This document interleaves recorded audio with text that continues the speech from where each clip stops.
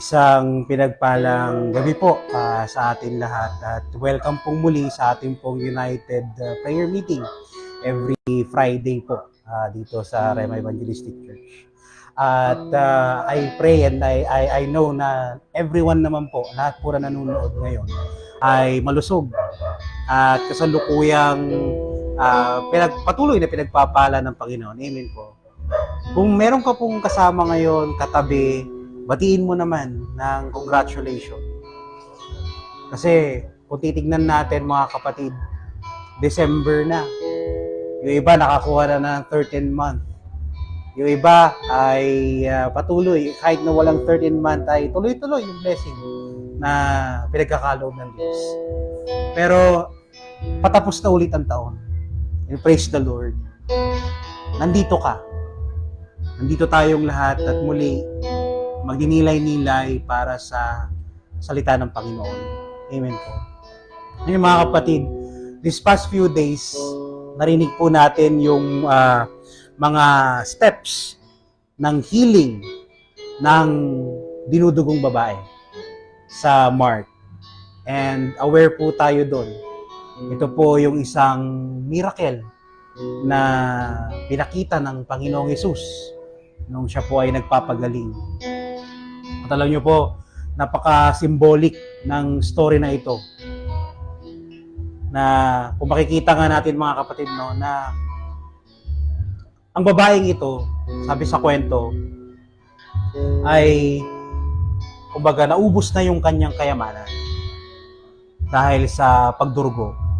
Alam niyo, ng mga panahon na yon, i-elaborate ko lang ng konti.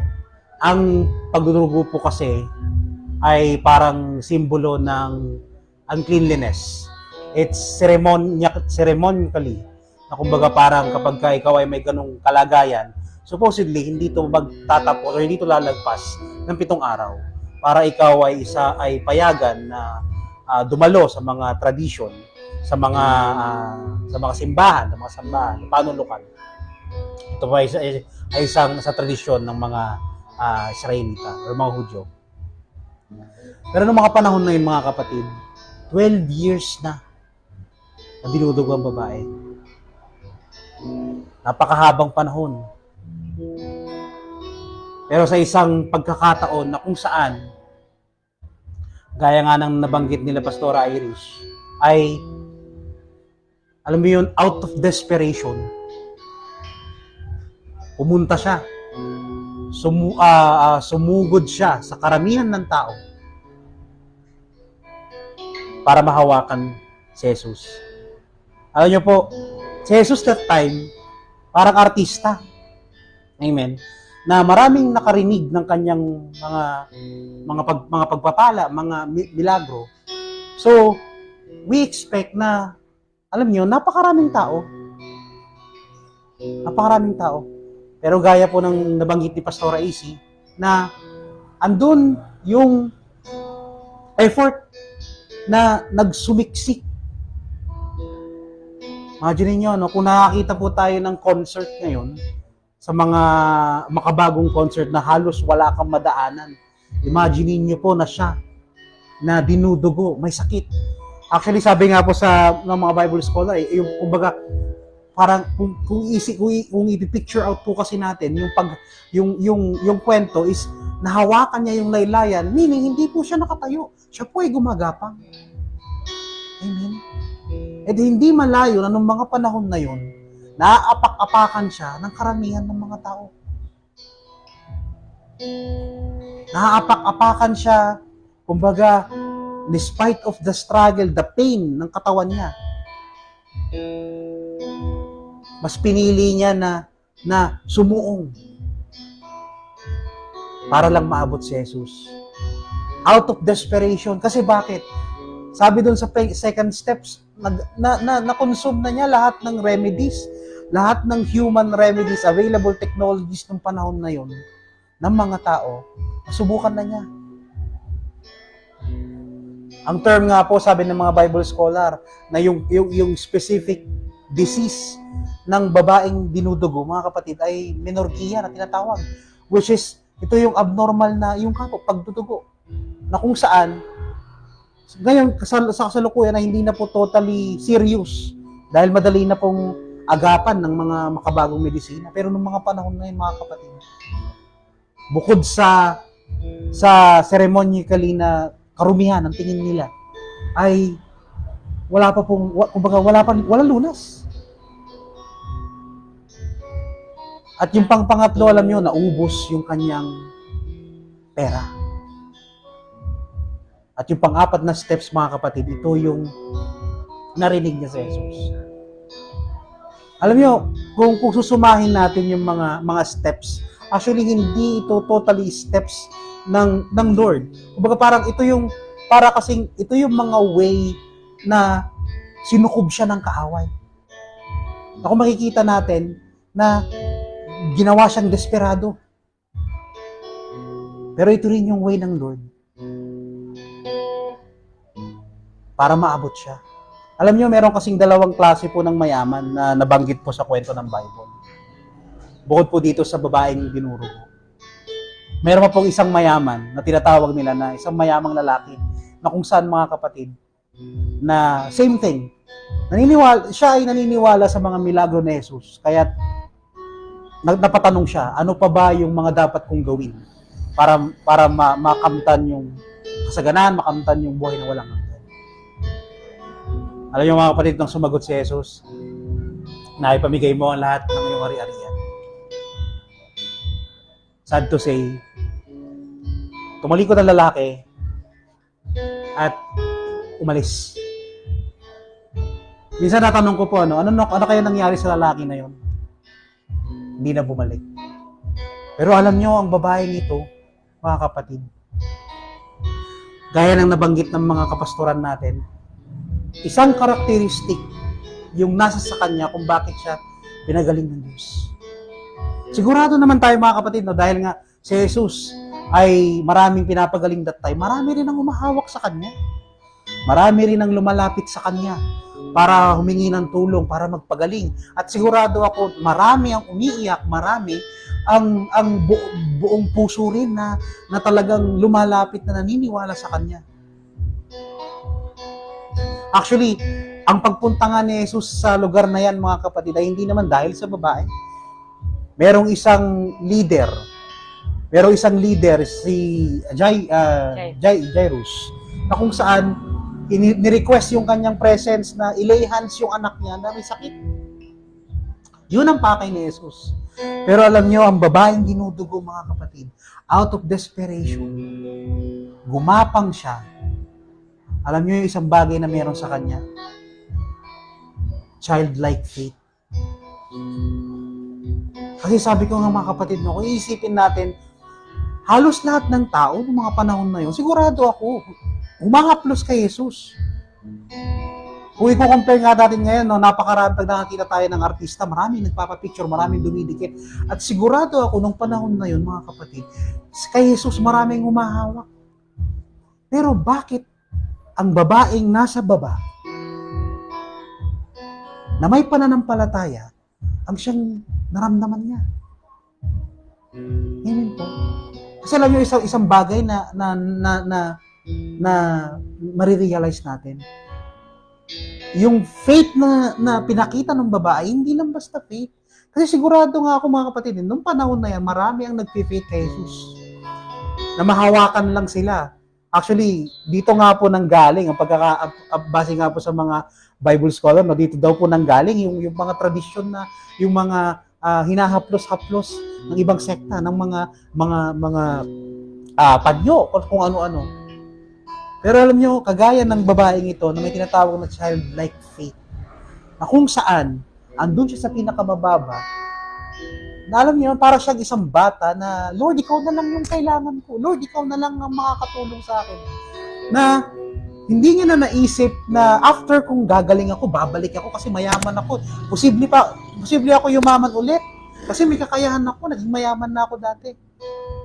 Alam niyo, sigurado ako, in comparison dun sa binata na lumapit kay Jesus, itong babaeng ito, ang nasa puso niya ay yung pananampalataya na, Lord, pag gumaling ako, sa'yo ako. Alam niyo, sa atin ngayon, mga kapatid, tayong mga Kristiyano, hindi na natin totally mapapractice na walang Jesus na daraan dyan, na out of the blue, na pwede nating mahawakan ng biglaan. Pero alam niyo sa ating mga Kristiyano, mga kapatid, paano tayo kumukonekta? Or paano tayo nagpapapansin sa Panginoon? Kasi nakita natin yung faith na pinakita ng babaeng dinudugo is alam niyo, yung simpleng paghipo sa ganitong way, mapapansin ako ng Panginoon. Sa ganitong way, gagaling ako. Ayaw tayong mga Kristiyano, mahalin tulad ko ngayon sa panahon itong mga kapatid. Ayaw sa pag-ministry. Kasi mga kapatid, no, makukuha natin yung atensyon ng Panginoon sa pamamagitan ng pag-ministry. Makakaplos natin yung laylayan ng Panginoon sa pamamagitan ng pag-ministry. Nakagaya ng babaeng ito, na kahit na sa pinakabababang paraan, alam mo yun, yung desperation mo, sa sobrang desperate mo na makapag-ministry, even sa pinakamadumi pagkakataon, mga kapatid. Ini-illustrate nito na mapapansin ka ng Diyos. Napakarami ng mga tao. Napakarami. Pero sabi ko nga, yung leader ng isang ang siya nagpatawag sa kanya. Pero bakit binigyan niya ng pagkakataon ng panahon or ineffortan niya yung babaeng dinudugo nang mapansin niya na may kumawalang kapangyarihan sa kanya. Sa kasalukuyan ng mga kapatid, para itong sa pag-ministry. Na alam mo yung pinaka-simpleng paraan upang mapansin tayo ng Panginoon. Ano yun? Kahit igapang natin yan. Nakagaya ng babaeng ito. Sigurado ako, ganun din ang magiging reaksyon ng Diyos. Kasi isang question ng mga kapatid, no, bakit kaya? Sa dinami naman ng tumatap sa Kanya, siguro marami rin nagpapalihan sa Kanya ng mga panahon na yun. Bakit hindi siya nakapag-focus sa mga tao na nakatayo? Amen? Yung mga tao na tumatawag sa Kanya na malalakas. Bakit kung kailan na yung ikaw ay nananampalataya na parang isang bata na pinapakita mo na kailangan mo siya na ito.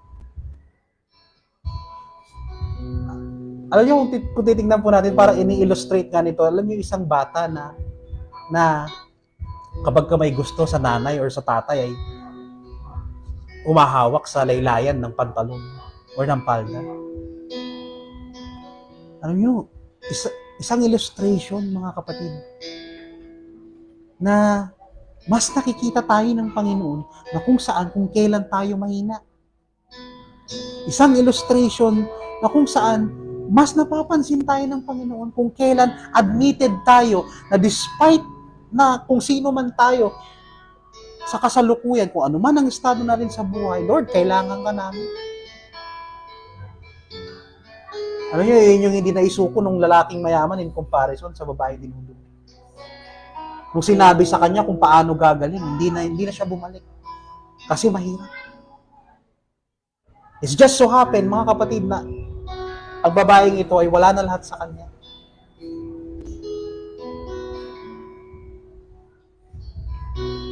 Pero alam nyo, praise the Lord, kasi after gumaling ng babae, natuloy pa rin siya. Actually, nakala nga nila na supposedly pagagalingin niya ng pagagalingin niyang bata na anak ng spirit ng leader ay namatay na.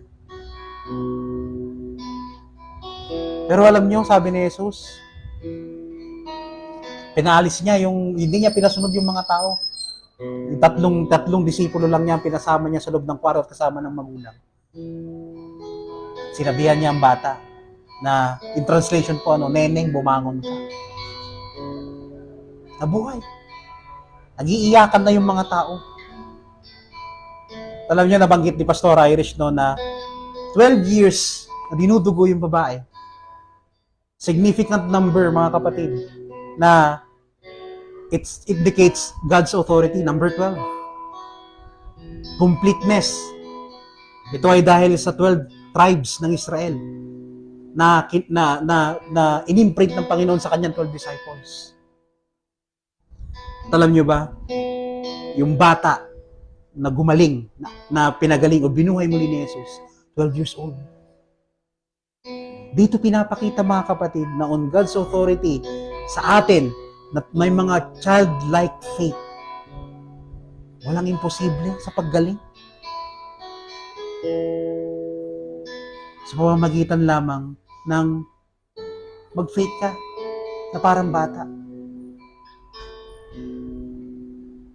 May pakita mo yung pag-faith mo sa pamamagitan ng pag-ministry na kahit na pinakamababang laylayan ng parte ng katawan ng Panginoon, ang simbahan. I-effortan mo. Kung igagapang mo sa karamihan ng tao, igagapang mo.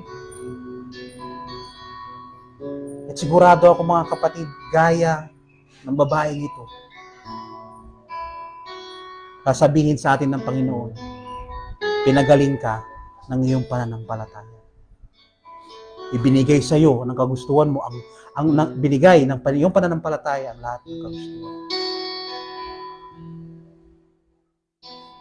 Praise the Lord po. Magandang gabi po muli sa bawat isa sa atin. Salamat Kuya Joe sa napakagandang pag-explain or pagbibigay elaboration sa ibang part ng ating pinag-aaralan. Amen. At muli, bawat isa sa atin ay na merong magalak na puso sapagkat muli ay tinuruan tayo ng Diyos. Bagamat itong verse na to, itong kwento na to ay lagi na nating nababasa at very familiar na tayo. Kumbaga, kahit siguro bata, may ikukwento to.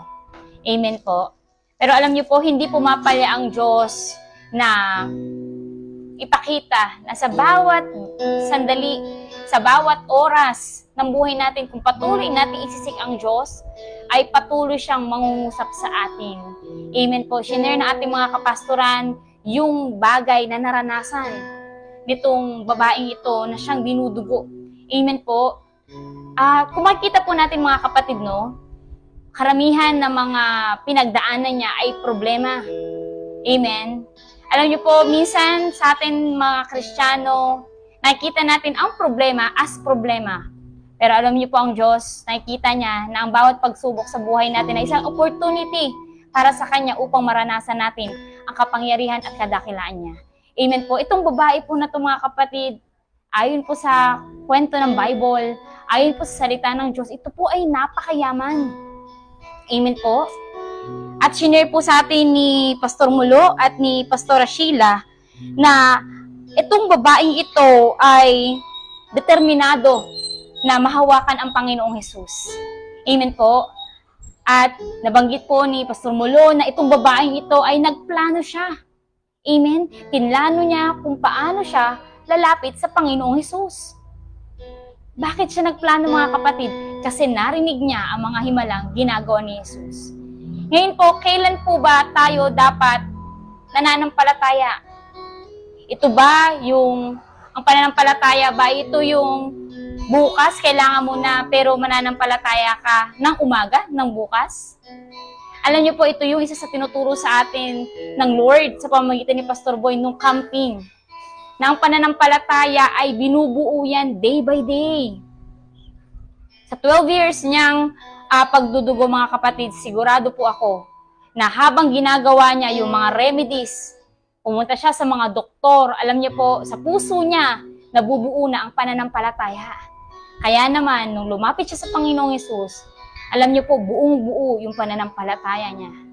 Tayo mga Kristiyano, mga kapatid, hindi po natin dapat ginagawang magic ang faith na kung saan narinig mo lang, ngayon gusto mo, nandyan na. Alam niyo po, binubuo to day by day. Sabi nga po sa Hebrews, faith comes from hearing and hearing and hearing and hearing the Word of God. Amen po. Alam niyo po, itong babae na to, naririnig niya at nababalitaan niya ang mga himala na ginagawa ng Panginoong Hesus. Amen po. At alam niyo po, gaya po na nabanggit po na ating mga kapastoran, ito pong time na to, siksikan, maraming tao. Amen po. Maraming humahawak, maraming sumasanggi. Sabi nga po ng mga disciple niya, Panginoon, malalaman pa ba namin kung sino yung humawak sa'yo? And daming tao rito at lahat sila gusto kang mahawakan. At kanina pa tayo tinutulak. Amen po. Pero mga kapatid, naramdaman ng Panginoong Yesus, may kapangyarihan na lumabas mula sa Kanya. Alam niyo po mga kapatid, makikita rin po natin ang kapangyarihan ng Diyos ay mapapagana mo kung ikaw ay may buong pananampalataya. Alam niyo po mga kapatid, minsan naisip natin, oo nga, bakit nga naman si Lord ang last choice natin? Amen po. Minsan po kasi mga kapatid, to be honest, may mga bagay po na hindi mo na dapat pinag-faith. May mga bagay na nandiyan na sa'yo eh. Gagamitin mo na lang. Amen po. Gaya na itong babaeng nito, lahat ginawa na niya. But then, alam niyo po, isang indication nito, bagamat nasa iyo na ang lahat ng bagay, si Jesus pa rin ang kumpleto sa buhay natin. Amen po. Na, minsan sasabihin natin na, Lord, gusto ko ng masarap na pagkain. Eh may pera ka naman para bumili. Amen po. Kaya kami pera kasi para bumili. Amen? Tama po? Kasi hindi naman po natin tayo nagkaroon ng pera para hindi bumili. Ngayon, kapag dumating ng time na wala ka ng pera at wala ka ng pambili, that's the time. Sabi mo, Lord, gusto ko ng masarap na pagkain. And miracle comes. Kasi bakit? Doon mo mararanasan na kukumpleto si Jesus sa buhay mo. Amen po. At ang sabi pa nga po, nagkaroon siya ng instant healing. Amen po. Siya po ay gumaling kaagad. Amen po. Nung nalaman niya na siya ay magaling, alam niyo po mga kapatid, kinonfess ng Panginoong Jesus, magaling ka na at pinagaling ka na iyong pananampalataya. Alam niyo po, mga kapatid, nabanggit ni Kuya Joe kanina na hindi naman po talaga yung babaeng dinudugo ang pinunta ni Jesus doon. Siya po ay papunta sa bahay ni Jairus na kung saan yung anak ay may sakit. Pero along the way, mga kapatid, nagkaroon ng time si Jesus dahil merong isang babaeng malakas ang pananampalataya sa kanya. Alam niyo po, minsan, sa buhay natin, hindi naman talaga tayo sinadya ng mga worker na puntahan sa bahay natin eh. Amen po? Hindi naman talaga ikaw yung sinadya ni pastor na dalawin doon sa bahay nyo. Pero bakit ikaw yung nandyan ngayon? Kasi bakit narinig mo na mga salita ng Diyos ay patuloy na buhay at kumikilos? Bakit ako? Bakit si Kuya Joe? Alam niyo po, hindi naman po talaga akong nauna sa Rema. May mga kapatid ako nauna sa Rema. Pero alam niyo po, nung pumunta yung mga workers at si pastor sa bahay namin, ako yung nadala, simbahan. And praise God, sabi ko, salamat Lord. Kasi minsan sa buhay ko, meron kang 1 minuto, saglit, na dinalaw mo ako sa bahay namin. At bagamat hindi ako yung pakay mo, pero ako yung tinawag mo. Minsan sa buhay natin, isipin natin na, Lord, hindi naman ako yung pinakamagaling, hindi naman ako yung pinakamatalino. Pero bakit ako yung nandito ngayon? Kasi nakita ng Diyos na ikaw, yung taong bagamat wala, pero kaya niya kumpletuhin yung buhay mo. Amen po. Nasa buhay po natin mga kapatid, napakaganda na sinasabi ng Lord sa atin sa kwento ng babaeng ito. Na sa ating kahinaan, dun siya malakas. Amen po. Sabi niya po sa 2 Corinthians chapter 12, verse 9, But he said to me, I, myself, will help you and I will make you strong. I am everything that you need. When you are weak, then I will be powerful in you. Then I will show you more completely how powerful I am. So I am very happy to speak about how weak I am. When I am weak, then Christ's power stays on me. Alam niyo po mga kapatid, yung mga kahinaan natin, hindi yung kahinaan na kung saan na hindi nakikita ng Diyos. Iyan ay kahinaan na nakikita ng Diyos na kaya niyang gamitin bilang maging kalakasan niya na kumilos sa buhay natin. The more na tayo ay nagpapakumbaba, the more na tayo ay dedicated, the more na tayo ay desperadong makilala si Jesus. Alam niyo po, may isang bagay na hindi kayang gawin ng Diyos. Ang bagay na to ay hindi niya kayang biguin yung mga umaasa sa Kanya. Yes, hindi niya kayang biguin yung mga taong inaasahan siya, yung mga taong walang inaasahan kundi siya. Sapagkat sinasabi ng Panginoon, sa buhay natin, makamtan man natin ang buong mundo, kung wala sa atin si Kristo,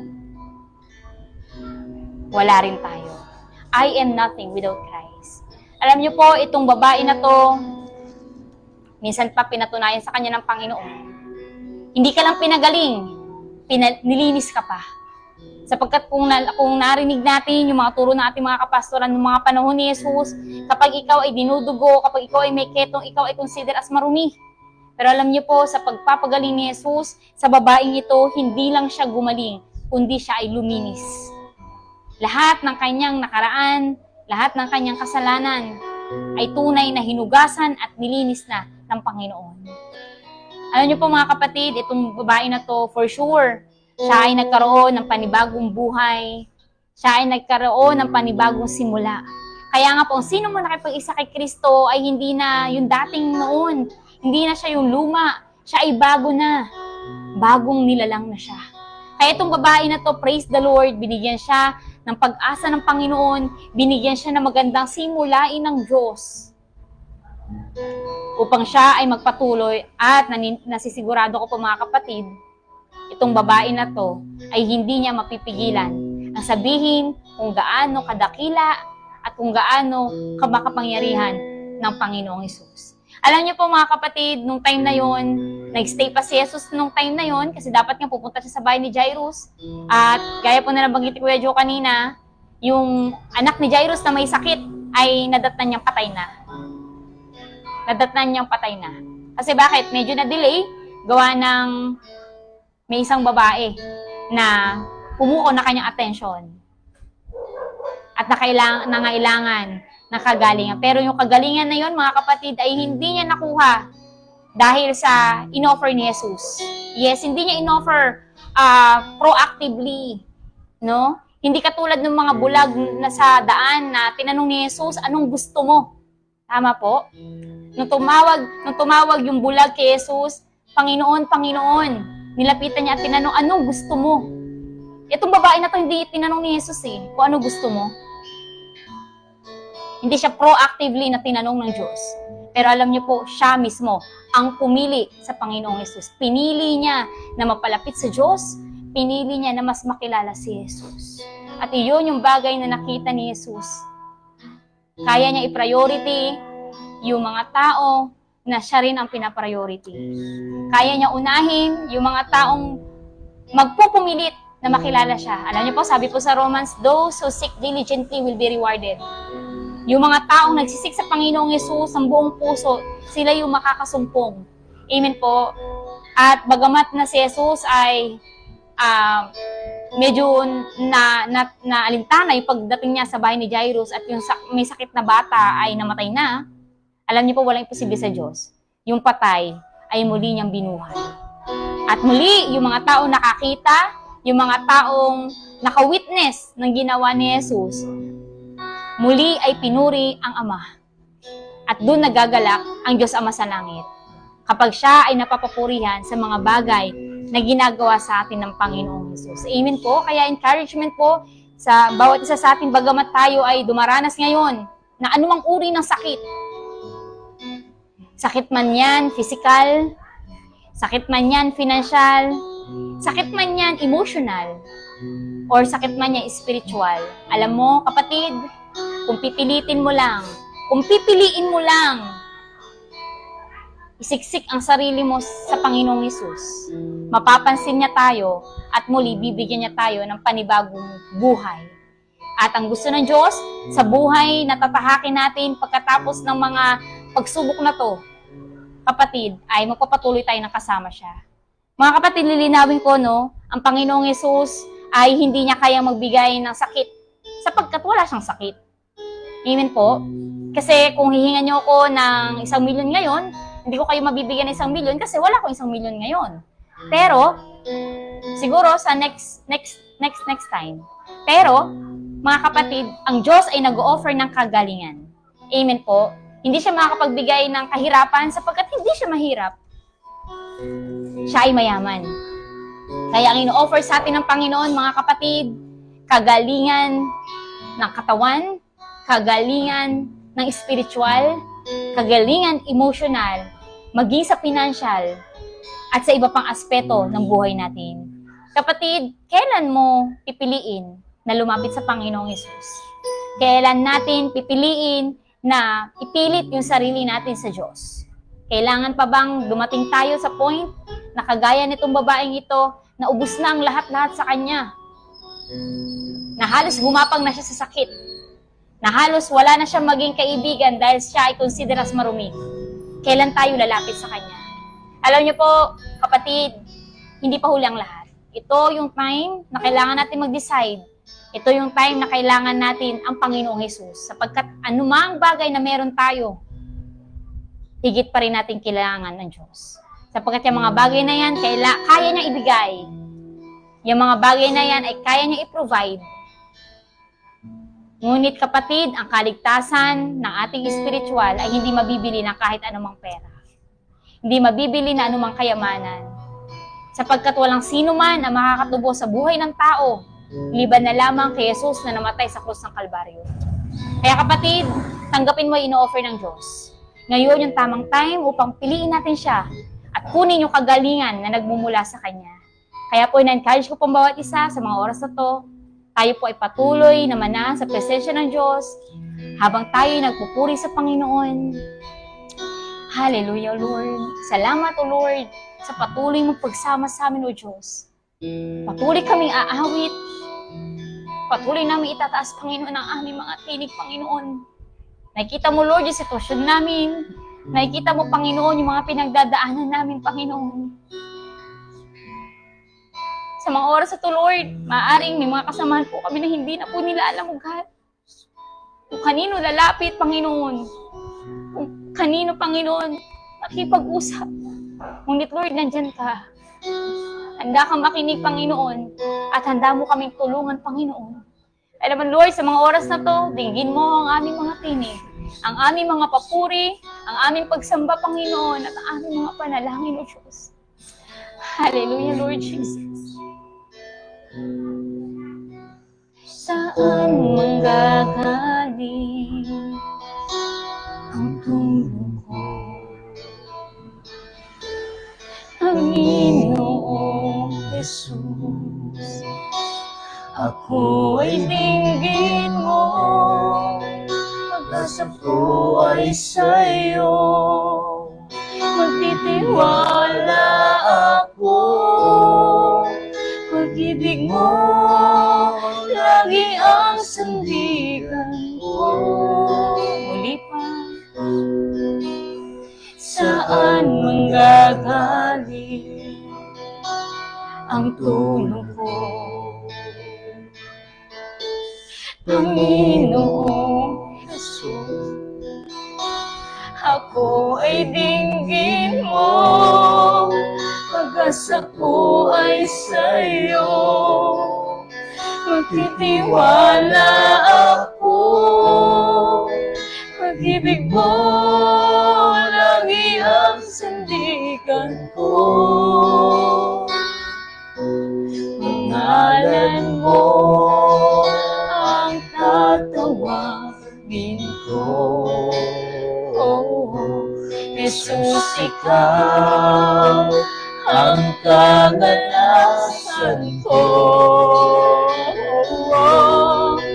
Pinuno ng iyong pag-ibig, sa'yo ay mananalig.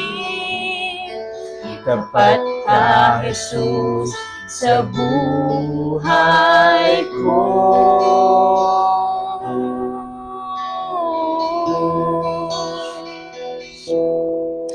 Panginoon, patuloy kami aawit sa iyo, O Diyos.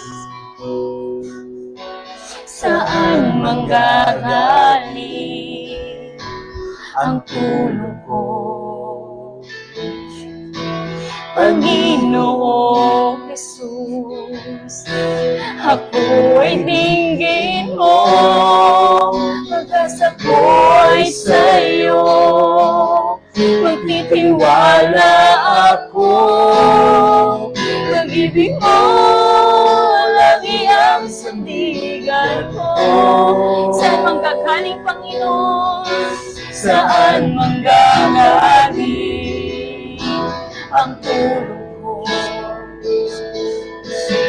Panginoong Jesus, Ako ay tingin mo, puso ko ay sa'yo, magtitiwala ako. Pag-ibig mo, lagi ang sandigan ko. Pangalan mo ang tatawagin ko. Jesus, ikaw ang kamalakan ko. Binuno ng iyong pag-ibig, sa'yo ay pananalig.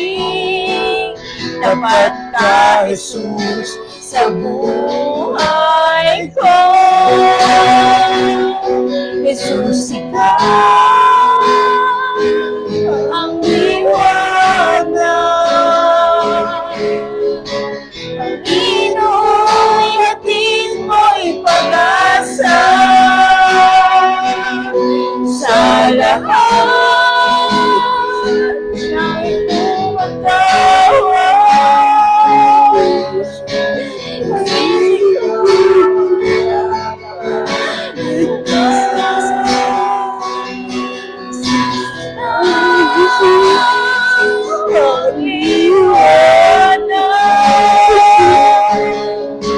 Panginoon, hatid mo'y pag-asa sa lahat ng tumatawa. Jesus, ikaw ang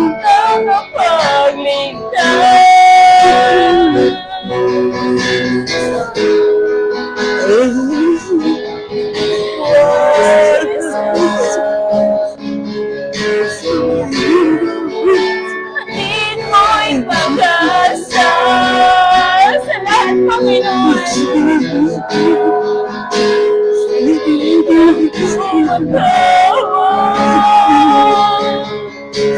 Jesus, ikaw ang tagapagligtas. Pangalan, Panginoon, pangalan mo ang tatawagin ko.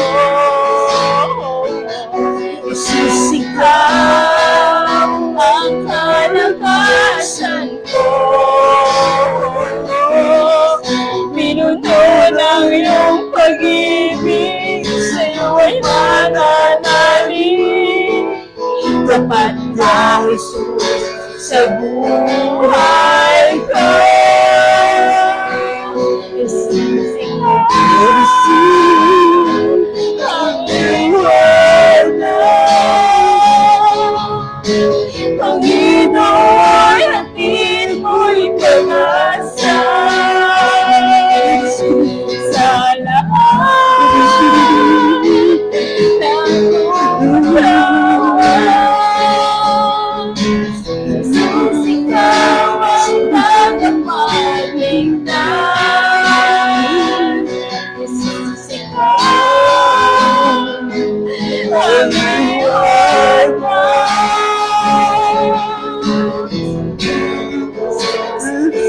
Justice on my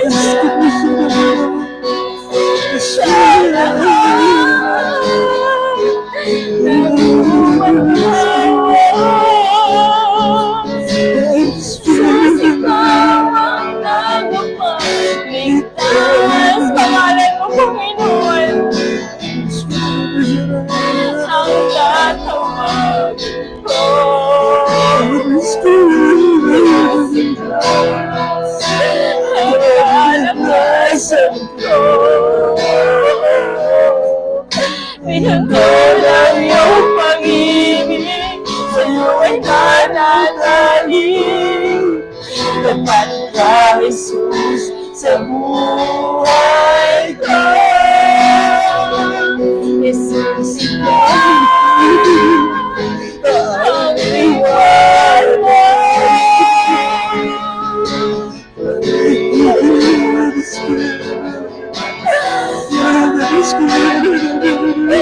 Sa lahat ng tumatawa. Jesus, ikaw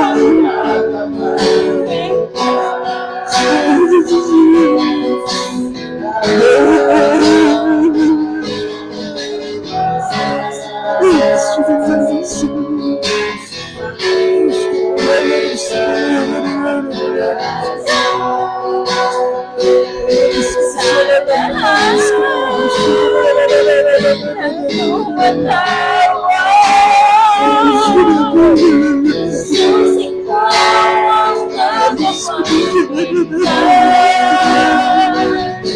Pangalan mo ay tatawagin ko. Jesus, ikaw.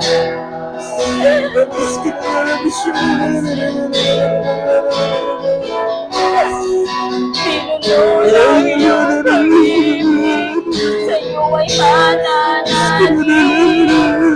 Kapag sa buhay ko, Jesus ka ang iwanan. Pinoy, hatid mo'y pag-asa sa lahat ng pagkawa.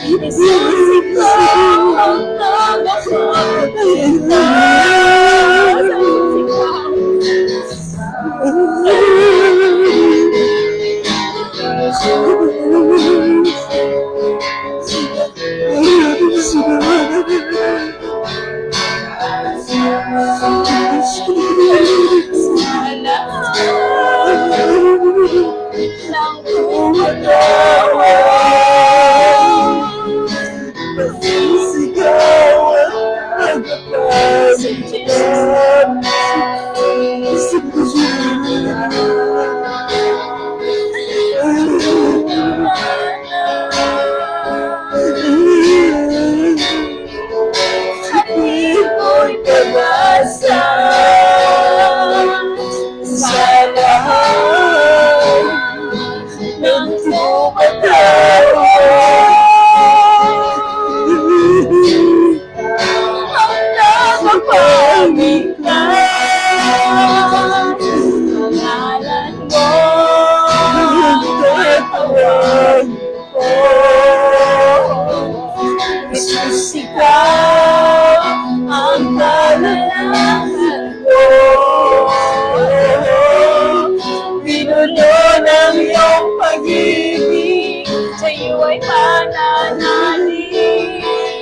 Dapat ka, Jesus, sa buhay ko. Jesus,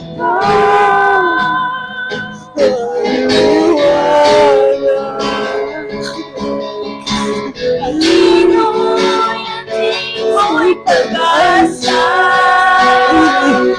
sa lahat ng tumatawa. Jesus, ikaw ang tagapagligtas. Pangalan mo ang tatawagin ko. Jesus, ikaw ang kahanapsan ko.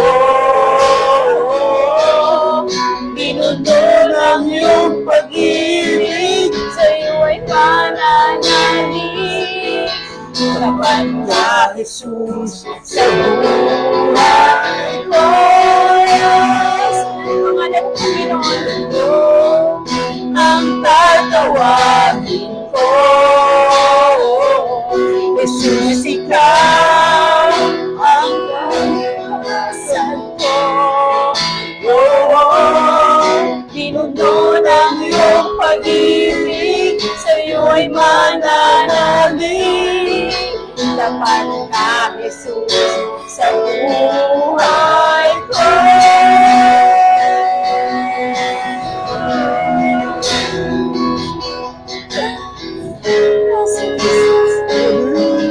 Dapat ka, Jesus, sa buhay ko.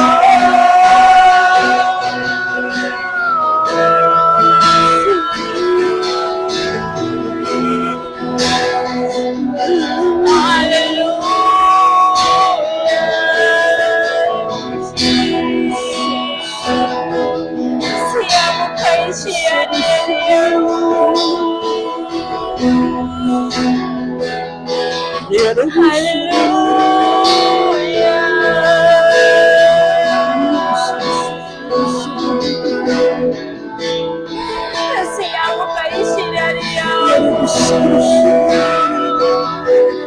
Papurihin ka. Kasi ang kasiyahan,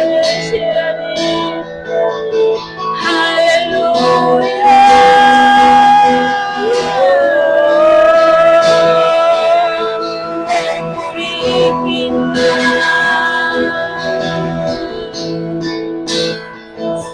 Papurihin ka.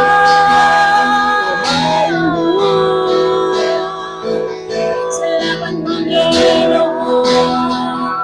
Salamat Holy Spirit. Salamat Panginoon.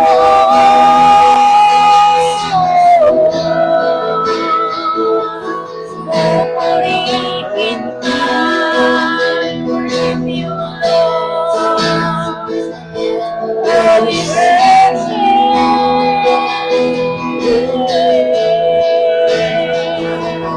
Papurihin ka.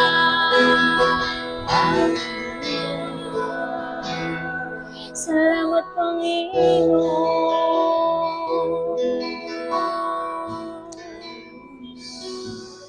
Oh, salamat.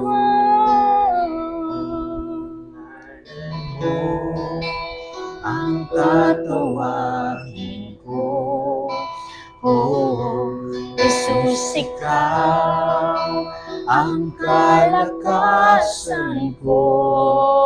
Oh, pinuno ng iyong pag-ibig, sa'yo ay mananalig. Tapat ka, Jesus, sa buhay ko. Pangalan mo ang tatawagin ko. Oh, Jesus, ikaw ang kalakasan ko. Oh, binuno ng iyong pag-ibig, sa'yo ay mananalig. Tapat ka, Jesus, sa buhay ko.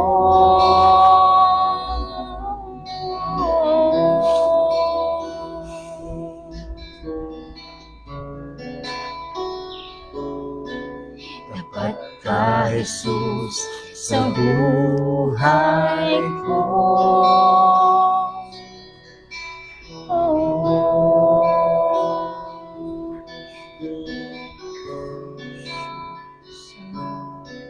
Tapat ka, Jesus, sa buhay ko.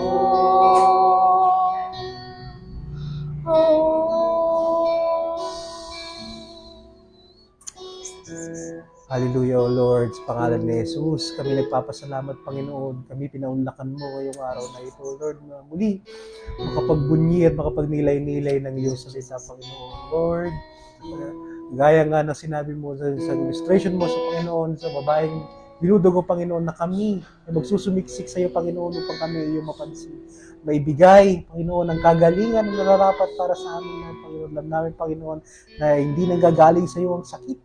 Bagkus ikaw ang nagbibigay ng kagalingan at perfect normalization ng katawan, Panginoon. Tinataas namin, O Lord, ang lahat ng kapastoran ng mga leaders ng buong mundo, Panginoon. Pakita mo sa kanila, Panginoon. Bigyan mo sila ng good health, Panginoon. Pakita mo sa kanila ang kahalagaan, Panginoon, ng mga salita mo, Panginoon. Lalo na ngayon, Panginoon, na nalalapit na ang araw na muli, pagbisita mo, Panginoon, pagkuha mo, Panginoon, sa amin, Lord, pagkaloob mo sa bawat leaders, Panginoon, ng aming simbahan, Panginoon, mula sa aming head pastor, Panginoon, ng Pastor Boy, ang malakas na pangangatawan, Panginoon, ang magaan, Panginoon, na pakiramdam, Panginoon, sa bawat araw, Panginoon. Lord, bigyan mo siya ng patuloy na pangunawa, Panginoon, patuloy, Panginoon, na comfort, Panginoon, sa pagsunod sa iyo, Panginoon, nang sa ganun, Panginoon, may share niyo, Panginoon, mula sa aming mga district pastor hanggang sa mga workers, Panginoon, at sa mga elders, Lord. So na po, tinataas po namin ang buhay ng aming pong Pangulo, Panginoon, ng aming pong Vice President, mga senador at mga congressista ng Pilipinas, Panginoon. Nakita mo, Panginoon, na ang mga taong naglilingkod sa iyo, Panginoon, na nasa gobyerno, Panginoon, pagtibayin mo ang kanilang mga decision making, Panginoon. Maging sa aming mismong mga leaders, Panginoon, dito sa church, Panginoon, pagkaloob mo sa kanila yung faith, yung pagtitiwala, Panginoon, na ibibigay mo ang bawat kahilingan para sa simbahan, Panginoon, ang bawat kalakasan sa kanila, Panginoon. Patuloy mong i-comfort, patuloy mong ibigay sa kanila yung pag-aalab na puso, Panginoon, na kagaya ng babae dinudugo, Panginoon, na nandun pa rin, despite of the struggles, mahawakan lamang ang laylayan, umadinig lamang ang boses mo, Panginoon, pagkakaloob mo, Panginoon, ng kagalingan at kalakasan ng Panginoon. Lord, sa aming mga elders, sa mga members, sa mga tagasunod mo, Panginoon, sa mga anak mo, Panginoon, na ngayon ay nagsasuffer financially, spiritually, at sa mga health nila, Panginoon. Alam namin, Panginoon, na pinagaling mo na sila, Panginoon. Dahil lahat ng ito, mga Panginoon, na binigay ng kaaway, binawasak ka namin sa pangalan ni Jesus. Yung lahat ng bibigay ng kahirapan, ikaw, Espiritu, na bumubupo sa mga katawan, ng mga members natin, ng mga elders namin, Panginoon, ng mga workers, ng mga mali kaisipan. Pangalan ni Jesus, pinawasak ka namin. Matagal ka ng panunan. Pangalan ni Jesus. Kami ang mga matagumpay na anak ng Panginoon sa pangalan ni Jesus.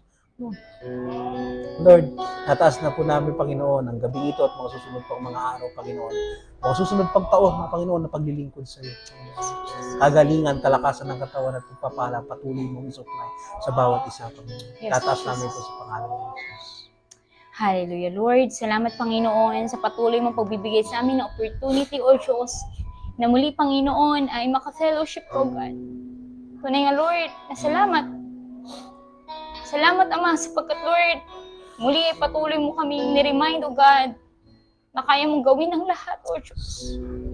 Kung kami, Panginoon, ay mananatiling nananampalataya at pipiliting lumapit sa iyo, Panginoon, at isisik ka, Panginoon, diligently, O God.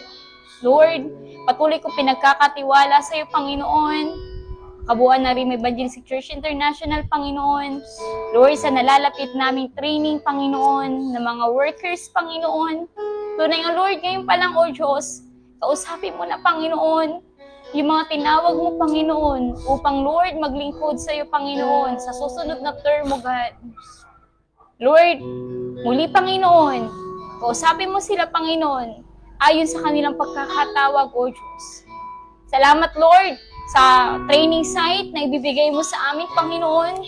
Salamat, Lord, sa budget, Panginoon, mula sa pagkain, Panginoon, hanggang sa transpo, Panginoon, ng bawat manggagawa mo, O God.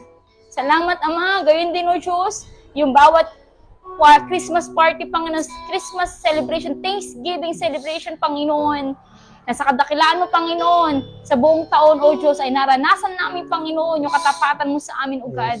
Lord, tunay nga, O Diyos, na bigyan mo ng kagalakan ng aming mga puso sa patuloy namin paglilingkod sa iyo, O Diyos. Tunay nga, Lord, patuloy namin pangahawakan, Panginoon, ng bawat pangako mo, God. Gayon din, Panginoon, sa mga bubuksan pang simbahan, Panginoon. Ay, Lord, salamat, Panginoon, sa bawat pangrenta, sa pangkuryente, sa pangtubig, Panginoon. Maging, Lord, sa pang-internet, O God. Patuloy mo, O Diyos, na i-provide, Panginoon, yung mga pangailangan namin as we claim your promise, Panginoon, na according to your riches, you will supply all our needs, O God. Lord, you are our shepherd, Panginoon. We shall not lack in want, O God. Hindi lang, Lord, yung mga pangailangan namin na ibibigay mo, Lord, maging, Lord, ang mga gusto namin, O God. Na, Lord, sa buhay namin, muli, pinaranas mo, Panginoon, na ikaw ang kukumpleto sa buhay namin, Panginoon. Na kung kailan kami mahina, doon ka malakas, O God. Salamat, Lord, sa kalakasan, sa patuloy na katagumpayan, Panginoon, at sa patuloy na pagkilos mo sa buhay namin. Sineselyohan namin ng banal na dugo ni Jesus, ang bawat panalangin ng bawat isa sa amin, yung mga prayer requests, ng bawat simbahan, ng bawat members, ng bawat elders, maging, Lord, ng mga lingkod mo, O Diyos, maging, Lord, ng mga kapastoran, Panginoon, ay sineselyohan namin ng banal na dugo ni Jesus at inutusan namin ang libo-libong anghel na dalhin ito sa Ama. At Lord, tunay nga, O Diyos, na ikaw, Panginoon, yung patuloy na mapupurihan, Panginoon. As we say, Panginoon, na mga bagay na to, O God, ay answered prayer sa amin, O God. Salamat, Ama. Tunay nga, Panginoon, na dakila ka. Ikaw lang kami pupurihin, dadakilain, sasambahin sa pangalan ni Jesus. Amen. Maraming salamat po and God bless po.